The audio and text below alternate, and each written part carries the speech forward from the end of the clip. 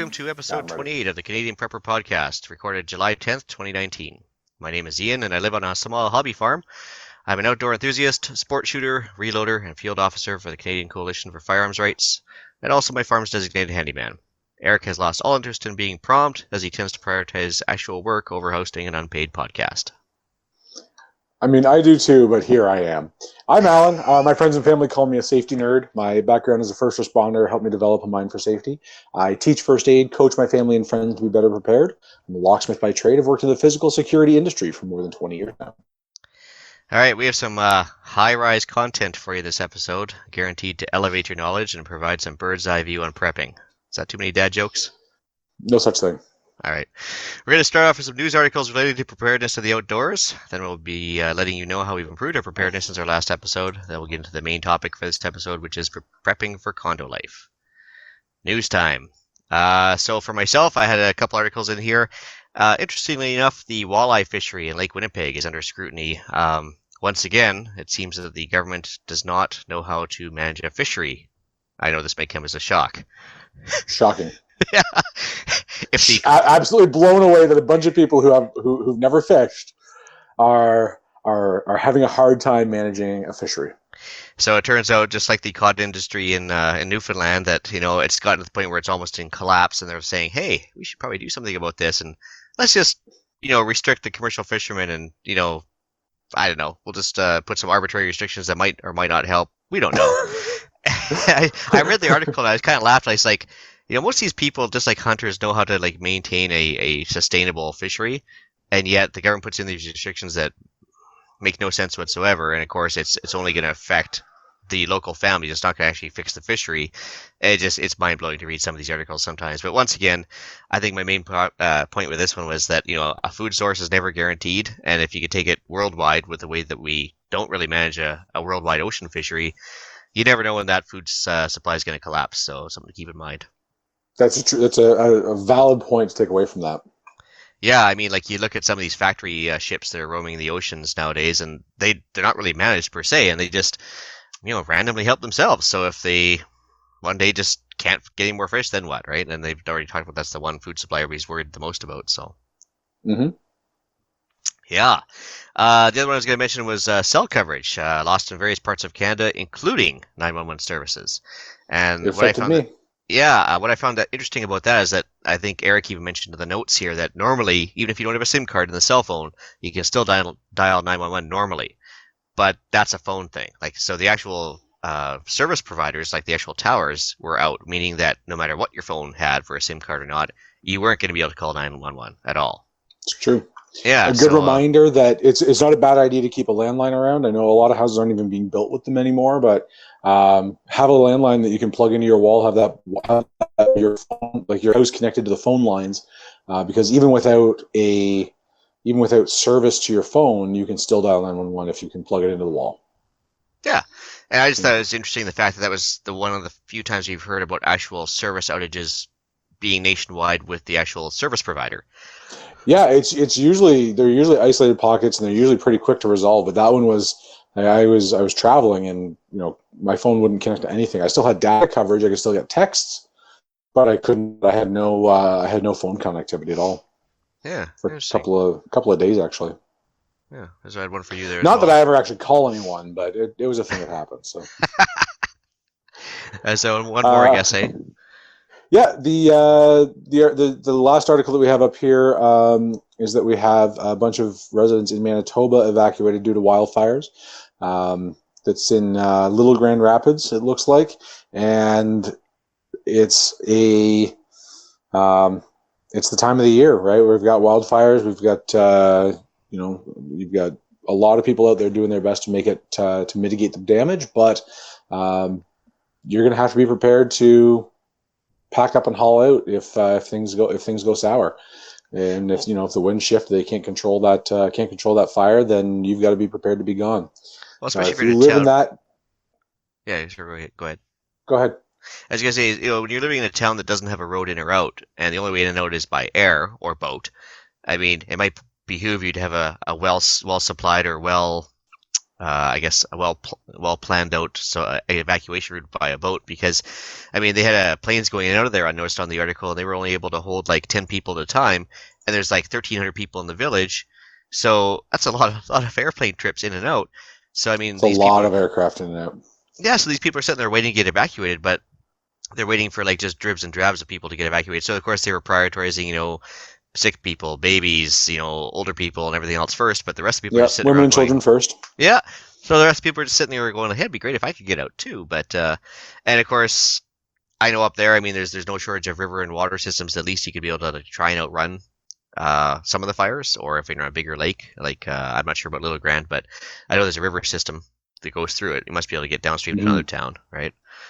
Well, I mean, water leads to somewhere, right? Even if not, even if all you can do is get out on the water, at least you're not going to catch fire. Yeah, I just was fascinated that even with a pretty intensive rescue effort mounted, it still takes days and days and days to get everybody out of town, right? Oh, So yeah, and I mean it's because you also have the limitations of the land itself, right? Because if you can only get a certain size of aircraft in, you can't just bring in a C-17 and land on the the short gravel runway that they've got there at Little Grand, load everybody up and take off all at once, which would be great. But I mean, if the runway doesn't accommodate it, I know when I flew in Northern Ontario on the air ambulance, we weren't allowed to have jets.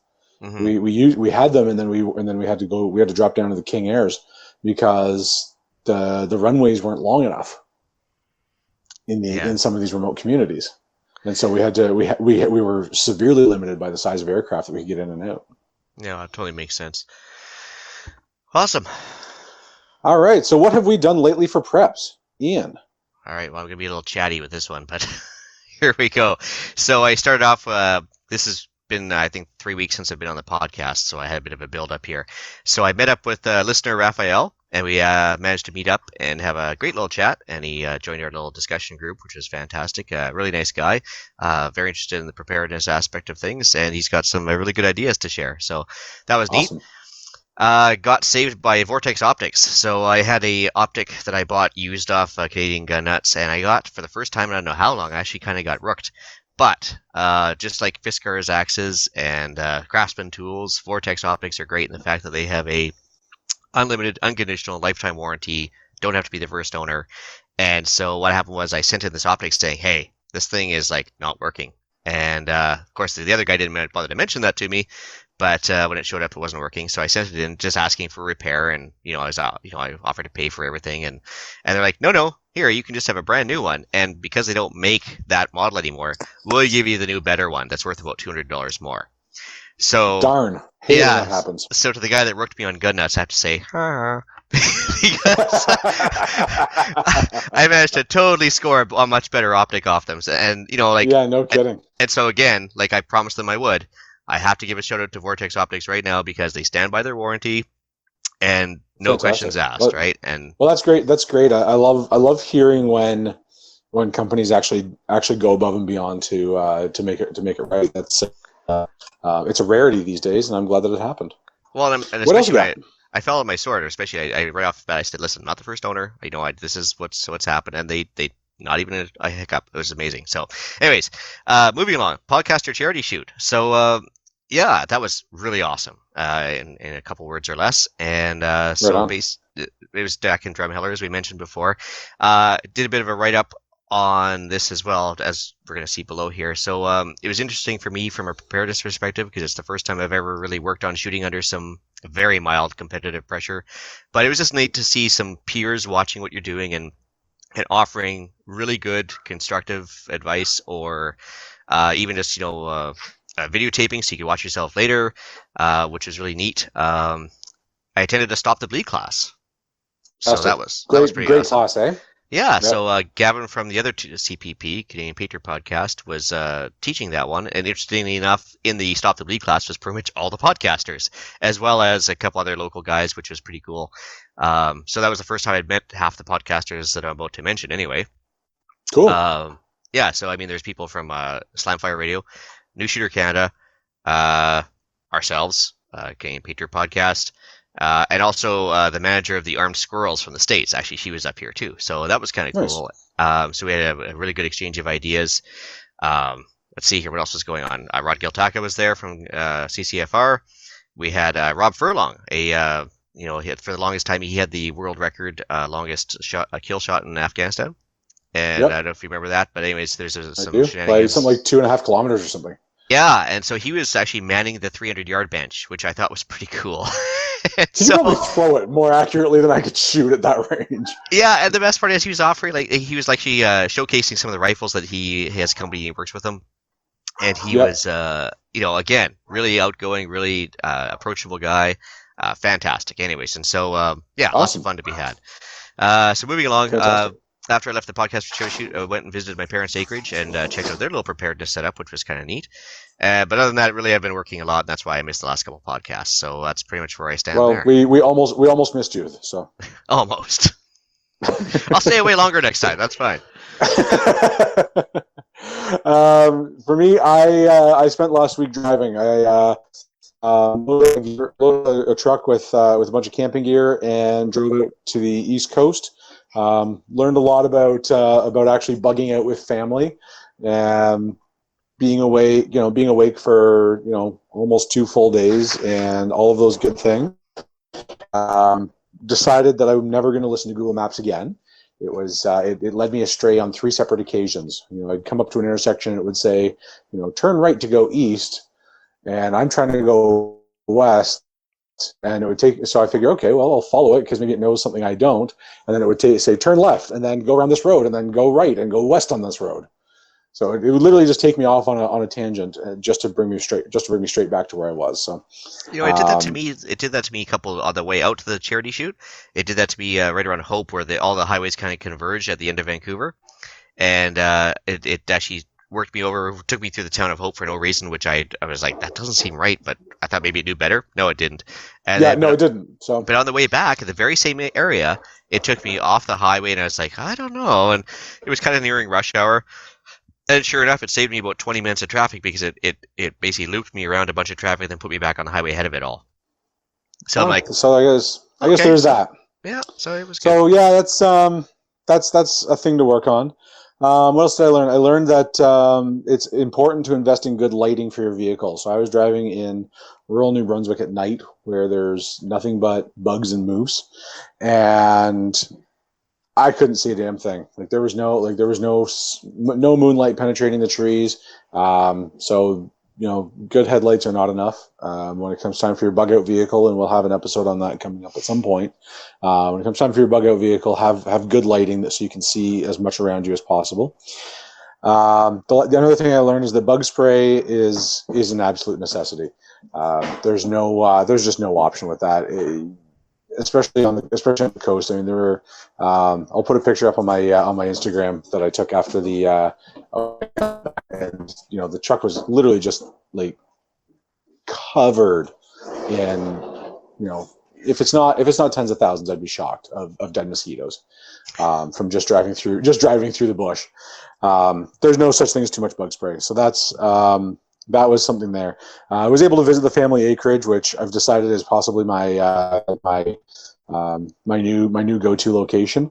If the S really does hit the H, but F, that's another thing. So it's a long haul from here to there. It was about 17 hours straight, and a lot of gas. So that's getting there. Getting there would be great, but getting there would be a huge challenge because I would have to go. There's no way to not do that while going through Toronto, unless I end up on some kind of large boat and I can take the St. Lawrence. But that's a different thing entirely. So my kids got to go put their feet in the Atlantic Ocean, and that was kind of cool. And that was my big thing, was learning how much I don't need on a road trip. Yeah, There's oh, that's interesting. I packed a lot more than I needed to, and we were comfortable, but I could have done with a whole lot less. Yeah, you made a good point too about like a 17-hour trip. You mentioned you might need some strategic fuel caches along the way too, Absolutely. if that was actually the case. But Well, yeah, because there's just by mileage. The truck that I was in gave me a range of about 1,000 kilometers, and that's about 1,600 kilometers if I drive it straight. So no matter what, I'm going to need 2 tanks of gas. Probably, realistically, I would need 3. So figuring out how to find those reserves along the way if gas pumps aren't working anymore, that would be my challenge. So that's something to work on for me. That's going to become part of the plan. Cool. All right, well, it's time to move on to the main topic of the show. Right off the hop, I guess we should talk about the fact that it's tough love time here. Apartment prepping, it's just not sustainable long term, right? I think no, long term, I agree with you 100%. It's there's so many drawbacks, but I think for short term, it's probably better than being in a house in an urban area. Yeah, I think you're right, because I think most of my notes here are going to focus more on short-term emergencies, like under a month without power or heat. But absolutely. I think you're going to mention down below the heat aspect, but I mean, right off the bat, OPSEC. So it's my pet peeve with I'm actually broadcasting from an apartment right now, so it works out well. As a stopover spot for the charity shoot and everything else, I mean, I had to rush stuff in and out to make sure that the neighbors don't see, because it's from a theft perspective / neighborhood concern perspective, everything else, you got to kind of sneak stuff in and out, and it's just it's not cool. I wish I didn't have to do that, but unfortunately, the society we're in nowadays, you kind of have to, because if somebody sees you carting in, I'm just saying, jerry cans or propane tanks or guns or ammo or anything that looks like non-standard in society, people are going to raise an eyebrow, right? Absolutely, and it definitely takes away from being the gray man if you're the guy that has, it's always bringing in boxes of whatever, boxes of cans, boxes of and there's no way. Like, I lived in apartments when I was younger, and there's no way to avoid people seeing it. Everybody knows what everybody's doing. Yeah, and even so you can't have a truck, certainly out of the gray man theory, you don't want to have a truck with the CCFR stickers and the buck mark and everything else on your truck, because that's not going to help either. But I was just thinking what's happened to my apartment lately. So this is actually kind of funny, because you're going to get a kick out of this, but access to the apartment by the landlord, which is a regular thing. So you want to make sure that what you have is kind of like on the down low. Strata people, like repair guys coming in to fix a toilet while you're not there or whatever, which they can enter if there's a water leak or whatever. So you better have your stuff squared away while you're gone. But here's where it came in funny, because one of my neighbors actually left a burner, a pot on the stove. So it caused a bunch of smoke, and what happened about 3 months ago was the fire alarm went off, and even though it was like the fire alarm for a different apartment was indicating that different apartment, the firemen came in and take those big, what do they call those, Halley tools or Halligan bar, Halligan bar. Anyways, and of course they just ripped right through the deadbolts and bent the metal frames of the door, which are nice solid metal frames, and just basically split the door right open so they could kick the door down. But they went through 4 apartments before they found the one that was actually on fire. And so it wasn't even like, when I say on fire, I mean just smoking heavily. But anyway, so the problem is that even if it's by accident, they don't mean to go into your place, they might. And, if you have anything that looks bizarre. Well, there's also a good chance that they did it on purpose so that if there was a fire, when they got to that apartment, they, A, had an area of refuge for themselves, and B, they knew where people were to evacuate. Yeah. So there's a good chance they actually did it on purpose. But there's also an equal chance that they didn't know which unit to go into, and they just got excited or something. I'm not gonna lie, it's fun breaking down doors. So yeah, so I mean, so it's just a constant concern for making what you have stored less conspicuous, and it doesn't have to be anything like crazy like guns or ammo. I'm just saying food, water, whatever. But anyway, absolutely. So the other thing that I run into when I was thinking about here is like fuel storage restrictions. So like we have a barbecue here, and a propane tank and stuff, but there is strata restrictions on having jerry cans, propane bottles. Either fire code or strata restrictions that says what you can't. Well, I think fire code says you can't take flammables in an elevator. Yeah, which I don't think has ever stopped anybody in the history of the world. But that's like, if you follow the rules, then you've got to hump that stuff up the stairs. And my first apartment was on the 16th floor. My second apartment was on the 25th floor, and I did those stairs up once, and that was enough. Yeah, and so I mean, like, even if you have a couple of jerry cans sitting on a deck, just because you might have a generator there or whatever, certainly the neighbor's going to complain, right? And absolutely, and I mean, building code is one thing, but the rules of a condo corporation are something entirely different, and the chances are really good that even if there's no law prohibiting such things, that the condo corporation rules of being a good neighbor, which are so broad that they give the condo corporation almost limitless power within within the facility, which is another pet peeve. But that's a rant for the other CPP. But they um, yeah, they can say, it's, you've got all these jerry cans, but you're creating a hazard, you're creating an unpleasant environment, you're creating whatever. Get rid of it, Yeah. and you don't have a choice. It goes.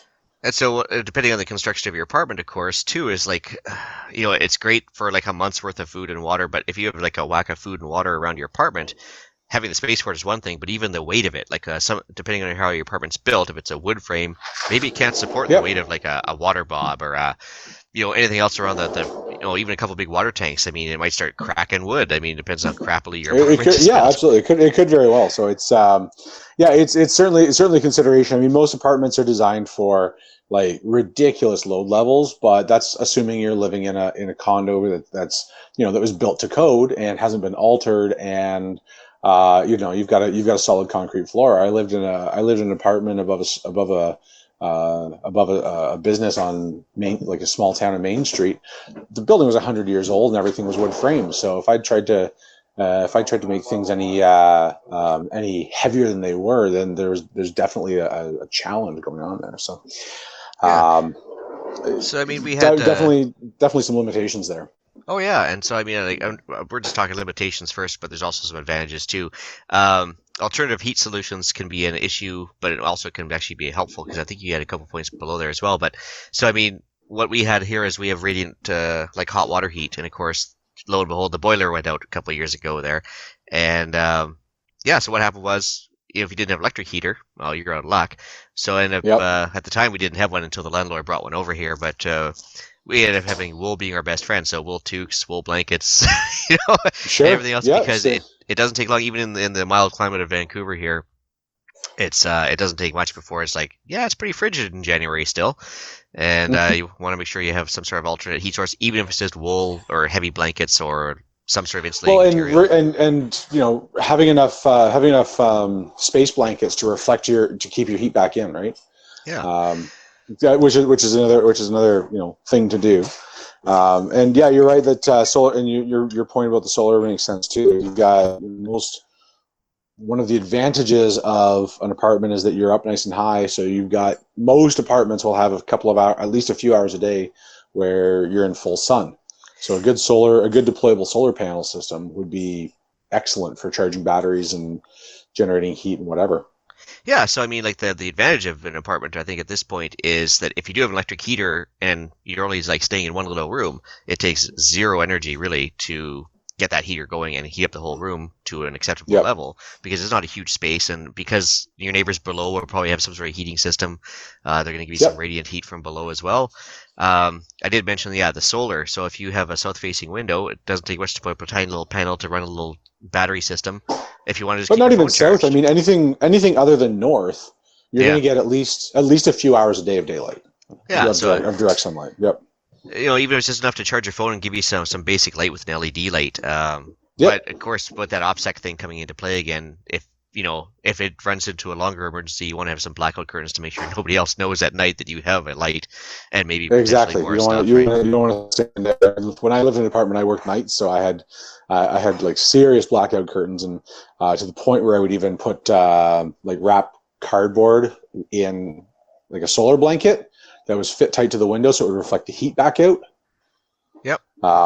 But you don't want to be doing that unnecessarily either, because um, if you end up with if you end up changing things when things go south, then you end up creating a more visible image as opposed to staying low key. Yeah, it was actually So kind of it's funny when I lived up in the territories during the 24-hour daylight during the summertime. We actually put tinfoil on the windows and duct taped it into place, yeah, sure. just to keep absolute blackout, right? To because or else you couldn't sleep. So, You which couldn't was sleep otherwise, yeah, for sure. oh yeah. So and of course So there's we've got. maybe I mean, we mentioned generator use, and there's just. I mean, you almost have to take it off the table. There's unless you live in like a 3-story walk up, you're not going to be able to have a generator there anyways. If you end up storing it, you can't store it inside, or it's going to overwhelm you. So I would say like just you can't have a generator if you live in an apartment unless you happen to be on the top floor and you can mount it to your roof. yeah. I think if you could put like a couple large panels in your closet, maybe run them out if need be. Get a larger solar system. You might be able to run a very small ceramic or electric heater in a closed off room, which Sure. might be just enough. Or even just charge a car battery so that you can run a little 12-volt heater. Yeah, a little buddy heater or something. Um, Yep. ca- catalytic heaters, like a propane powered, like the 1 pound bottle. You can get those little catalytic heaters Yep. that work off those. I mean, they still throw off some heat, but of course, then you have to open it, get some fresh air, which negates kind of the benefit of the. I'm not 100% on those, but that is because of the small space. It's actually an advantage in the fact that you don't need a whole bunch of heat output and BTUs to keep Well, yeah, yourself and warm. you don't need to be running it all night either, right? Yeah. You get it warm, you keep it, you use that to keep the edge off, and then run it again in the middle of the night to keep you going. Uh, yeah, there's so many considerations. It depends on how high up you are and where you are and which way you face, but you just got to plan to be on your own. It's an indoor camping trip. You're not going Yeah. to have access to water. You're not going to have access to power likely. Um, you're not going to be, for me, I think the biggest consideration is that if things go south, where's the apartment, right? There aren't apartments in rural areas. You're likely right in the middle of downtown everything, right? That's why we have these human filing cabinets, is to get you closer to the action. So, I was driving the 401 through Toronto on the weekend, and you just see thousands upon thousands of people living in these teeny tiny little quarters, and you're 10 miles from the nearest green space, right? From the first open field. Hmm. That's a long way to go with a lot of people between you and safety. Actually, from a personal perspective, I used to like eye things up in Toronto back when I lived in Ontario and stuff. The one corridor that you have to get through most of the town safely and at night, preferably, would be the big power lines they have running through right through the middle of town, kind of paralleling the 401. Just throwing it out Yeah, there for Toronto yeah, people. you got the hydro lines there, and you got the Don Valley River too. Like you got the Don Yeah. River, and the Don Valley is fairly green, but like it's you've still got there's a lot of people, right?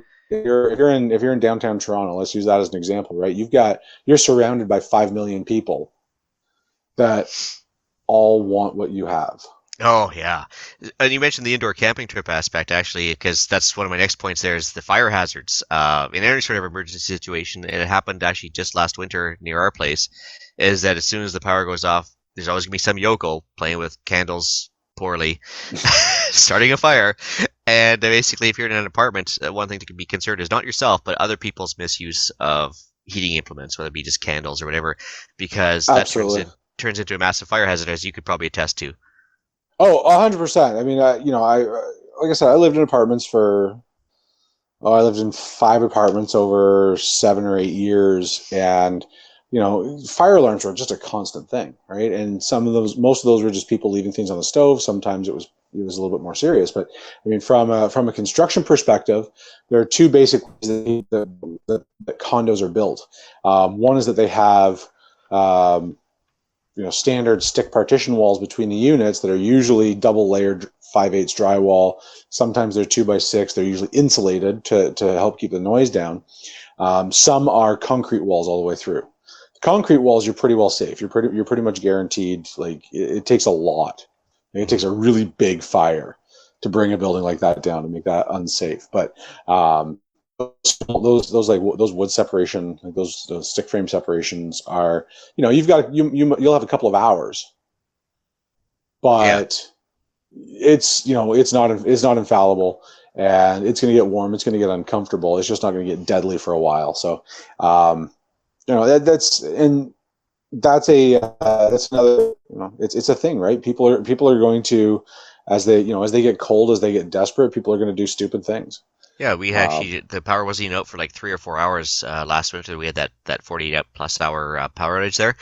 Wasn't even out for a few hours when the house across the bay caught fire because the kids were playing with candles, and that was the end of it. yep. So whole house Well, went and up. that's it. I mean, I think everybody at some point in their life has been told, have a bunch of candles and a box of matches around in case the power goes out.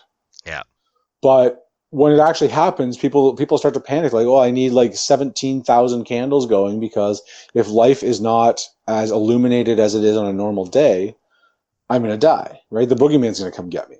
yeah. So every single candle that they can rather than just a couple that they need. And one tips over and all of a sudden you've got a pretty significant problem really quickly. So I guess One burns low. yeah, so my takeaway from that, I think, is that okay. So if it's a short-term shit hit the fan situation, and the apartment catches fire because of negligence, then having a Bob is a must, including like backups for everything on your hard drive. But Absolutely. but Yep. if it's a long-term situation, you still need a Bob because you're gonna want to get the heck out of there. So You have to. And I mean, you made a really good point that, it's not sustainable long term, right? yeah, You can be well prepared, right? If you live in an apartment and there's a storage unit there's a storage room in your apartment, and you can stack those shelves with, cans for, probably 4 or 5 weeks. I mean, I'm thinking of the average apartment that I've been in, in my area. You could realistically have 4 to 5 weeks worth of food for 2 or 3 people, but beyond that, like, there's nowhere to go from there. Like, you can't go out and forage because there's nothing to forage. You're in a concrete jungle. yeah. You might be able to go out and find some squirrels, but squirrels and trash pandas are everywhere. But there's not a whole lot of, you're not going to be able to go find a deer. I mean, in my area, there are coyotes. Like in downtown London, Ontario, there are coyotes, there are squirrels, there are skunks, and there are raccoons. But none of those are high on my list. You can go through the park system and find deer, but if you're in a park surrounded by 300,000 people and you're hunting, you're not exactly going to be subtle about it. And then what are you going to do with that deer afterwards? Well, you're gonna have Right? to Like, share it before you finish stripping it out. So people will be like, "Hey, that's a nice looking haunch you got there." It's exactly right. Like, by the time you get back, by the time you get back and then haul that thing up the stairs, you're going to be in pretty rough shape. So it's not a long term solution, but it's going to be, overall it can be done. I mean, I lived in an apartment. I lived on the 25th floor during the 2003 blackout. Um, I I was a first responder at that time, and I went out and I worked for about 36 hours straight. I came back, and as I was coming in the front door of my apartment building, the generator guy was coming out. He had just shut down the elevators, and he said, "I'm shutting down the generator to fuel it. It's going to be 4 hours before it's back on." So the generator powered the elevators, powered the emergency lights in the stairwells, powered the air circulation stairwells, like the smoke evacuators. So I looked up at those 27 flights of stairs, 24 flights of stairs, sorry, because there's no 13th floor, and I lived on the 25th. So 24 flights of stairs with my steel toe boots and my, soaked through uniform clothes. And I looked up at there and I went, that's just not happening. oh, So I went and I stayed at a friend's house. that actually reminds me of my employer. They back in 2003, they had same power outage there. They had a backup generator on the roof of one of their buildings, but the fuel supply, for some reason, I guess the structural integrity wasn't supporting a fuel tank on the roof, so they had the fuel tank in the basement that was That doesn't powered make a lot of sense. by the regular grid. So because they needed the regular grid to pump up the fuel to the backup generator, which was awesome. So what they were doing is they were having to take jerry cans. They would draw straws. Short straw got it.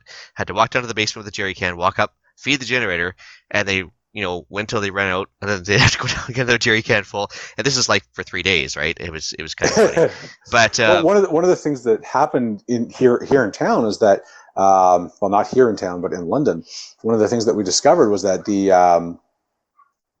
ambulance dispatch, so the Central Ambulance Communication Center in London, they had a backup generator for their equipment, so they could still answer 911 calls and could still dispatch. The building did not have a backup generator for the AC, and the windows did not open. It was 40 degrees. So although they had a plan for one, they didn't have a plan for the other, and they ended up having to shut it down and evacuate the building anyways. yeah, so I mean, power outages are. I think it's good being the fact that as an apartment building and it's a densely packed together area of people, they tend to prioritize the dense population areas, I think, first for power restoration. But by the same token, though, you have less alternatives when the power is out, right? Absolutely, and I mean, so, of the alternatives, right? If you're if you're one of the last holdouts in the building and your supplies are running low, you don't have to go very far to you don't have to go very far to scavenge. There Yeah. might not be a lot there, but you can scavenge without exposing yourself terribly. Another thing, and I mean, we're talking about an extreme situation, is that apartments are actually really easy to defend. There's usually one door in and out. There's usually one or two stairwell doors that are pretty easy to barricade. So if you're up on the like 5th or 6th floor and you haven't attracted a lot of attention, chances are good that looters aren't coming up that high. And if they are, you've got lots of warning because you'll be able to hear them. And if you can block off those stairwells, then you're in pretty good shape. Like you've got a really easily defendable piece of property. Yeah, they're not sneaking up on you. Yeah, they're definitely not sneaking up on you, and they're not getting around behind you. So while Ian is Sure. I mean, him. Where'd you go? Oh, there you are. Okay, Ian's back. So it's Oh, but the flip side of that, of course, is that you also don't have an escape route if things do go really badly. So big thing, a really important thing with buildings, and Ian kind of talked about it earlier, right? Most apartment buildings are master keyed. That means that the building manager has one key that opens all the units in the building. If that key gets out in the wrong hands, that's a problem. If somebody wants to loot that building, it would be in their best interest. The first thing to do is go into the manager's office and open up the lockbox and try and find a master key. So I would suggest that if you do live in an apartment and sheltering in place is part of your plan for a short-term emergency, have another deadbolt. They're pretty easy to take out and install, like remove and install. If I can do it, anybody can do it. But have another deadbolt. Buy a decent quality one. A good quality deadbolt is still under $50. actually, my dad. Oh, sorry. I was going to say, my dad on his acreage there actually had one of those 2x4 style, like medieval, like door blockers, Drop like bars. installed. Yes. Yes, those are fantastic. Yep, it was fantastic. So he had the hardware from Lowe's type of thing, and he had slid in there as a backup, so in case that somebody had the master key or cut the padlock off or whatever part of his shop, he had this basically mechanical backup that was like pick proof, so to speak. It was pretty awesome to see. It certainly does its job, and if it's installed properly, you don't even see it, right? And most apartment doors swing in, so you can attach brackets to the frame and drop that bar in place, and that door's not getting opened, especially if you do a couple of them. You anchor it properly, you're in really good shape for that. So I would suggest, if you have the opportunity, be up on the 5th or 6th floor. Most fire department aerials in urban areas can still get up that high. It's also not a horrible distance to rappel down. I would suggest not waiting until that happens to learn how to do that. So go to the local climbing gym, learn how to do it, right? But with a harness and a rope, you can get down 5 or 6 floors without a ton of challenge. How's that harness go on again? So, when reality's coming in the door is not the time for you to be learning how to go out the window. But it's not a bad thing to do. It's not a bad thing to be able to do. You can do it. But there are climbing gyms all over the place. They're popping up like weeds. It's the next big thing is what I'm told. But go and learn how to do that. And if you can go and learn how to rappel and have a rope and have a harness and be able to deploy that quickly, you can get yourself out. So that's but not. You can do that from the 6th floor. You can't do that from the 25th floor. No, absolutely not. So I guess another subject we should touch on is water supply. So when I lived on the 25th floor in 2003 when the power went out, one of the things that we learned is that anybody above about the 4th or 5th floor didn't get water pressure. So yeah, so are they on like a water reservoir system, like we have the big towers where you were or stuff, or how does it work? It was in that particular building. It was all mechanical pumps, all electric pumps. So you had city pressure up to about the 5th floor, and then above that it was all pumped up. Okay. And so when the generators were shut down and the pump stopped working, you didn't have water. Interesting. Yeah. So here, what we did at the apartment here is we've got like a bunch of stored bottled water. Yeah. Of course, but I've always said, well, that's good for a couple, maybe a week, 2, 3. But then, you got to start thinking about how do you get more water? Well, even though I'm, in the rain capital and stuff, I don't have a rainwater catchment system on the apartments because, like, actually, Raphael, when I was talking with him, he mentioned that his strata does not allow rainwater collection. Yeah, So, a lot don't. a lot don't. But if you had the tools and maybe parts handy to, like, there's a downspout that goes right by my window here. So if you Yep, had the tools and the spare parts available, so that when something goes horribly wrong, you've got an entire roof above you that's like 20 times the size of your apartment that yep, could easily collect a bunch of rainwater and it's going right by your apartment. You might as well have the ability to divert that downspout and have a hundred bucket on there percent. ready. Which is Yep. something for people to consider, which is actually would give it a better water collection potential than your own, like a regular house. Oh, well, absolutely. I mean, the footprint of an apartment building is always bigger than the footprint of a house. And it's Yeah, usually a flat roof system, so it's not running off in every direction. It's a flat roof system is being directed into, specific downspouts, usually two or three of them. So yeah. even if you're catching a third of the water at roof, that's more water than you're ever going to catch at home. Yeah, and so like to complement that, I have a Sawyer water filter on the ready with the IV bag set up, so you can pour it up there, and it goes down a big tube into whatever bottle you want. So it's kind of always filtering water type of thing. Perfect. Uh, Alternate transport's a bit of an issue in an apartment as compared to like saying a house because you can't just have like a Suzuki Samurai ready to go fully loaded at all times and or whatever your bug-out vehicle is. Yep. Um, because storage and parking space is an issue because in an apartment you might get one parking space with the apartment but not two or three or four. Yep. So I was actually trying to think of what the ideal thing is. One of my roommates actually has an e-bike, and the e-bike Do you is make fun kind of of him a lot for that? I do, but Good. again he's the yin to my yang. He's the extra greenie. I'm the extra. What's the opposite of being a greenie? I don't know. But anyway, uh, so Realist? yeah, a realist. So, anyways, but it's awesome the fact that he's actually kind of sold me on it a little bit because it's got about a 30K range. It obviously has regenerative braking and you can charge the battery while you're pedaling.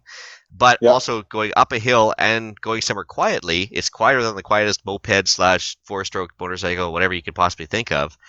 And if you only have to get 20, 30 kilometers to alternate transport, that is a fantastic idea, actually, because I was thinking dual Oh, sport. it certainly is. Yeah, But yeah, like a bicycle would work.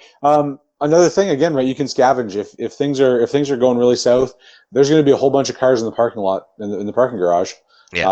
It's just a matter of paying attention to who goes where, what floor when you're riding with them, and from there you can figure out which apartment has the keys in it, and away you go. Now, I'm obviously not advocating stealing vehicles. We're talking about the S really hitting the F and things going really south and you're in a life or death situation.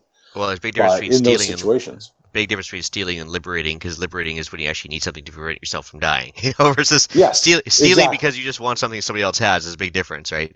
Yes, Um, so you can liberate that and repurpose it for yourself, and right, you can also use that. You can also you've got hundreds of liters of gasoline that you can siphon from, right? But collectively with all those vehicles, Um, well, there's certainly an advantage to having that many people close by, but it's the exact same disadvantage.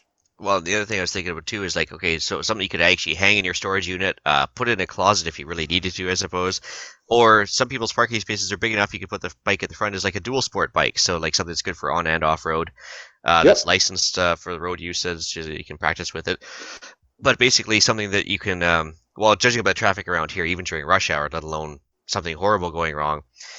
I've never seen yet a traffic jam. A motorbike couldn't go along the in between traffic on the shoulder, on the left side of the road. Up Um, the sidewalk, right? Up There, the there are all sidewalk, kinds of options. across Yep. the field, everything else where the cars can't. And like I was Yep. actually just stuck the other day in traffic here, where literally if I would have just had my truck versus my car, I probably would have gotten be able to go over some grass and get to an empty road. But you just don't do it in the car, right? Yeah, So absolutely. a dual sport bike would come in super handy in a large city where traffic jams are a thing. So 100%. Yeah, driving the 401, we got stopped in traffic, and there was a motorbike. He was just every little spot that was too small for a car was just the right size for him, and he was just zipping through like there was like he wasn't even slowing down. I was jealous more than anything. It was a really effective way to get through that traffic backup. yeah. So the other thing I was just going to come back to as well is like we kind of touched on it briefly is that the preppers that focus on the guns versus the actual like stuff that will help in 99% of cases. There is a thing to consider too, is that we all want to have the arsenal of guns, we all want to have all the toys, but in an apartment perspective, I think you're better off just to have one or two that are actually legit, food gathering tools and whatever else have you, Yeah, self-defense tools. a good 30 cal rifle and a 12 gauge shotgun. I think you're more than, you use your shotgun. You can use your shotgun for whatever, right? There are birds all over the place, and also an excellent way to defend a hallway. So Yeah, but I mean, because not so much the fact is that you might have to carry it all out, and theft is like just everyday theft. From just a normal ops perspective, theft is a concern. So I mean, yep, like absolutely. we mentioned all those people accessing your apartment without your knowledge or with no notice. Frankly, I think apartment preppers should really consider caching out of town for a resupply or a supply versus storing them all at your regular house. Like maybe just have that bug out location figured out ahead of time. Absolutely, I think an apartment, like if you're going to be in place for say 72 hours, I think an apartment is a perfect place to do that, where you don't have to go anywhere, you don't have to get anything, you just have to wait for the power to come back on, right? You just have to wait for the floodwaters to recede. You just have to wait for whatever, right? It's gonna, that blizzard's gonna blow through. The roads are gonna get plowed. You just need some time on your own. Like you just need to be self-contained for 3 days. Fantastic. I think an apartment is a perfect solution for that. Anything more than that, your plan better be get out to open country, right? You better have a plan to get out of town quickly. Yeah. That's pretty much all I had, but I noticed you had a good one there too. Flooding. I never really thought about that. Yeah, well, it's one of the kind of one of those spin-off effects, right? If you're up on the 4th, 5th, 6th floor, anything above that, floodwaters don't get that high. Yeah, I mean, think about the person in the average house. I mean, their basement is the first thing that gets flooded, and they're fighting that the whole time, and that's usually where most people store stuff too, right? Yeah, and so your stuff is pretty well safe from flooding. If you're somewhere in the middle, right? If you're on the roof, then like if you're on the top level, then you've got you've got the same concern of as anybody else does of your roof leaking. But if you're somewhere in the middle, the chances of your stuff getting wet are almost none. Mm-hmm. So that's kind of that. It does a good job. And then another thing to remember is that you've got if you're on a if you're in an apartment, then you've got access to the roof somewhere. And I mean, if you've watched 90s New York sitcoms, then the roof is a place to be, right? You can get up there, you have access to it. If you're interior, right? If you've got interior stairs, which most new buildings do, that door is probably locked. That gets you on the roof, but once you're up there, you can probably get back down. And that's those are usually not terribly difficult locks to defeat. And talk about a great scouting location if you want to actually see what's going on, and there's no or radio reception. Higher up the better. Yep, absolutely. Set up binoculars and a radio. You probably get a lot more info than sitting in your apartment, right, where the reception might not be as good. 100%. Well, yeah. I don't know if I don't know if it's normal, but I know on the roof of the building that I lived in, the fire department actually had a radio tower up there. And I know most places put cell towers up on the top of tall buildings because they get better reception than anywhere else, right? So the higher up it is, like there are usually antennas up there already. You may be able to, if you understand how those work, you may be able to tap into that and get a signal for absolutely anything. Yeah. Well, that's, I think we covered at least some basics. Hopefully we got some people asking some questions after this. Especially move on to the podcast challenge. Yeah, so I think this is a fantastic challenge. I think so. Find a workaround for one of your housing restrictions. So if you can't collect rainwater, have a water bob and have a plan to fill that. You can buy a water bob, by the way, at rapidsurvival.com. Go see Derek. Find a way to add storage to your space. One of the things that I think I read it in a Canadian Home Handyman magazine or something about 10 years ago. They actually talked about removing a section of drywall out to the stud bays, and you've got about a 14-inch wide, 3.5-inch deep opening, and you can put shelves in there, and you can store cans of whatever you want. As long as it's not your neighbor's wall. As long as it's not your neighbor's wall. And I was actually going to qualify that by saying don't do that if it's part of a fire separation. But if it's an interior wall, then you can do that and end up with a little cavity there where you can add you can pile cans in there. So that's something that you can, it adds a few more inches, a few more vertical feet to your day, and can open up some space for you, so you can have a few more cans of goodies, keep you safe for a little while longer. Yeah, and while I guess that mostly applies to apartment people, but I mean that could still work out to people in regular houses too. Like if you've got instead of like a freehold, like a strata condition of a house, I mean it's the same idea. Just try and use this podcast challenge to work around some of your restrictions. Absolutely. And then, yeah, if you've done something, let us know. Send us an email, feedback@prepperpodcast.ca, or find us on, you can leave us a comment on the YouTube channel. You can leave us a comment on our brand new Facebook page. Ooh, is that a thing yet? It is a thing. It is a thing, yes. So there's a brand new Facebook page, so you can leave us a comment there. Let us know what you've done. Share some pictures if you're so inclined. Ask questions, whatever you like. We love to hear from you. So that's our challenge out to the masses. So find something you can do to improve your condition without building or without pissing off your neighbors more than anything. Should start wrapping things up here. Let's just cover some upcoming events. We've only got one this time, and it's the last call because it starts tomorrow. It does start tomorrow, yeah. The 2019 Annual Preppers Meet in Desboro, Ontario. It's July 11th. If you're not on your way there now, you're going to miss it. Probably more than likely. And I have to apologize to Jay if he is listening, but I tried to arrange like a quick interview for it. But next year we'll have it all squared away in time to give him a good plug for this. But anyways, July 11th, 14th at the website is annualpreppersmeet.com. So shoutouts.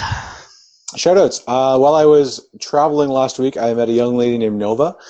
She moved from Vancouver to a small port town on the Atlantic because she didn't want to be in a big city when things went south, in her words. So we didn't have a huge opportunity to chat about that, but I have a huge amount of respect for that.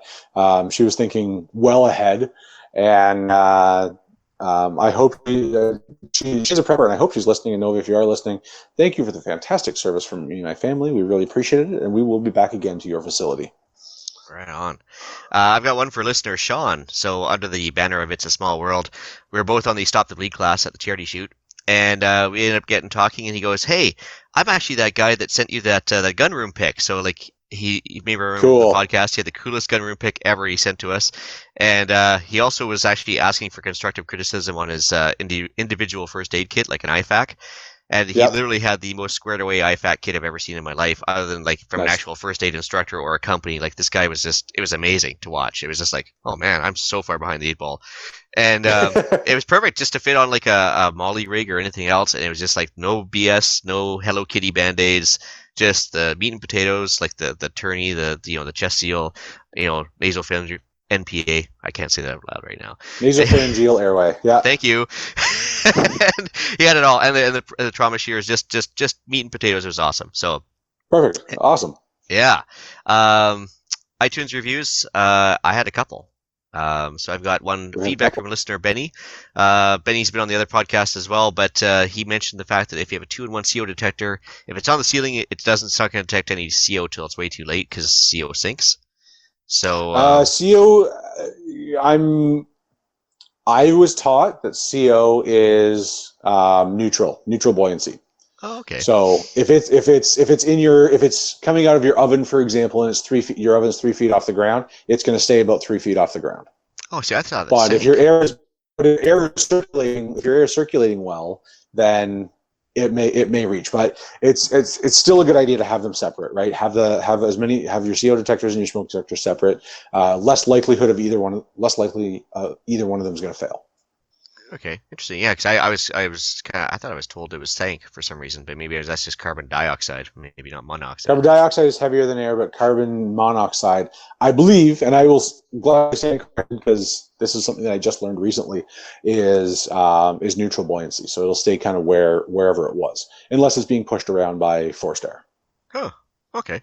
Cool. Also, on the note of the podcast for charity shoot, I got an email here from Jason Phillip, and he was the guy that organized this year's podcast for charity shoot, and he's a guy that's a resident of Alberta, and I got a funny story about him afterwards here. But so just a quick email I'm just going to read out loud because he wanted to reach out to everybody that was involved. So he said, this email isn't really enough, but I don't want any extra seconds to pass before I reach out. The simple act of pre-purchasing your ticket helped my team with the organization of the event and got you on a watch list, I'm sure. You contributed to our success, and from the bottom of my heart, thanks. I'm glad you were able to be on the stage at the event. Unfortunately, we were not able to capture the usable audio, so we'll not be sharing any files from the evening, which is probably my biggest regret of the evening, he said. That's actually, I'm kind of glad because I may have had too much to drink. But anyway, I will be publicizing I would be shocked to learn that. Yeah, I'll be publicizing the final donation amounts when we have the funds collected and we do the final check presentations. I will have a write-up done soon. A few details about the podcast or charity shoot. We had over 35 volunteers from 10 organizations helping out. 5 podcasts were performed by Jason to plug it, as well as participation of others in promotion and sponsor participation, including us. Dinner was sold out, the pig roast, with more last-minute demand than they could actually handle, which was good. They had 200 participants at the range, including all the spectators, volunteers, and shooters. And Downrange TV was there shooting film as well, which was kind of cool. Every region and province in Canada was represented by donation or attendance, and we had participants from Canada, USA, Germany, New Zealand, and Israel that we know of. So please reply to this email if you'd like to participate in a post-event survey in order to improve future events. Kind regards and overwhelming thanks from Jason. So, well, that's fantastic. Yeah, and anyways, just to back it up, his actual goal was to raise $10,000 for the Big Country Anti-Violence Association and the local animal shelter. And interestingly enough, he thought he was going to end up short, but one of his customers just folded out a bunch of brown-colored bills and made sure he made $10,000. But then one of the things they sold at the auction, a guy resold for like a huge profit and donated that back. And they exceeded their goal by a large margin, which was awesome. Fantastic. And, that's great. Yeah, like Gavin himself alone with a Stop the Bleed class, I think raised about $500 for the charity. So just by doing the regular course fee, and he's donated it all back. So Gavin himself is responsible for a good chunk of that, which was pretty cool. Nice. And interestingly enough, they had a silent auction and a live auction, and we didn't know it until the actual moment had happened. But it turns out Jason Phillip is an actual auctioneer. So we started doing the live auction, and of course, we've got a bunch of normal people lying around, and you didn't think it was be that lively. Well, Jason takes it to his full-on auctioneer mode, and it was actually a sight to behold. It was to the point where he actually had to slow down and tell people what the actual bid was sitting at, and make sure they wanted to continue on with the actual bidding. He goes, "The current amount is." It was awesome. Anyways, it was too bad. It actually was a pretty good podcast, I thought, but unfortunately, they lost the audio. I don't know what happened there, but maybe next time for sure. Oh, we live, we learn, right? Yeah. So did you have any feedback as well? I've received no feedback aside from I laugh too much, but I'm okay with that. So I've got nothing to contribute to this at all. Right on. Well, I'm going to bring episode 28 of the Canadian Prepper Podcast to an end. You can find the podcast on iTunes, Podbean, Spotify, or your favorite podcast app. Please help us out. Take a few minutes to submit a review. It helps other people find us. You can also find us at prepperpodcast.ca and now, like Alan mentioned, on our Facebook page. So just search under Canadian Prepper Podcast. We do record these shows live on YouTube chats. If you want an early peek at the shows, please subscribe to the YouTube channel, Canadian Prepper Podcast. Click the notifications tab. That gives you an alert when we are going live. You can also contact me directly via Instagram at PPSWO. All right. You can reach Ian directly by emailing me at theislandretreat@gmail.com. You can also find me giving my 2 cents worth on Canadian Patriot Podcast, also available on iTunes and YouTube. There you can find us exposing more government waste, squirreling off on the odd firearms-related banter, and generally airing our grievances online versus at the local watering hole. Perfect. Please check out rapidsurvival.com. You can find Eric there on the live chat if he bothers to show up. Lots of really cool gear there, including water filters and water bobs. You can also get Eric at feedback@prepperpodcast.ca. That will get any one of us eventually. It will all filter out to us. So love to hear from you. Let us know what you like. Let us know what you don't like, and we'll either completely ignore you or we'll bring it up on air. Right on. So thanks for joining us, and tune in for the next episode when we're going to be wargaming the concept of 2 days until shit hit the fan. What would you do? So until next time, be prepared, stay safe, and keep learning.